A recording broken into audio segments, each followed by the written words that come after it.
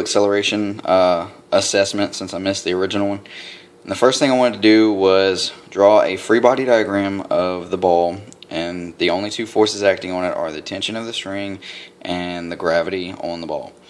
So I separated the forces in its components, and the sum of the forces in the x direction were the tension times the sine of theta equals max. Ax equals the angular velocity squared times the radius. I don't know what the radius is, so it's the length times the sine of theta, and it gives you the radius. But I set them to equal, and I canceled out the signs, so it's the tension equals the mass times the angular velocity squared times the length. And then for the sum of the forces in the y direction, it's the tension times the cosine of theta to give you the y component, minus gravity equals may, which equals 0. And then you set those two equal together, you bring the gravity to the other side, and it's t cosine theta equals mg. And then you substitute the mw squared L for tension for the y component, and you get the mw squared L cosine theta equals mg.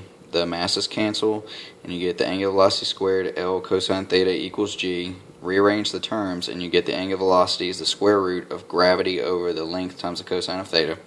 And if you follow that vector over here, you plug in your numbers, and you will get that the angular velocity is 4.72 radians per second. And the question asked for the tangential velocity, which is the radius times the magnitude of the angular velocity, and it's L sine theta times the magnitude of it, obviously, and you get 1.2 meters times 4.2 radians per 4.72 radians per second, I'm sorry, and you'll get 5.76 meters per second as the tangential velocity, which is, I guess, the velocity of the ball going into the paper at this point. And the question didn't ask for the tension, but since I knew what the tension was up here, I just went ahead and plugged in the numbers, and I got 20.3 newtons as the tension of the string.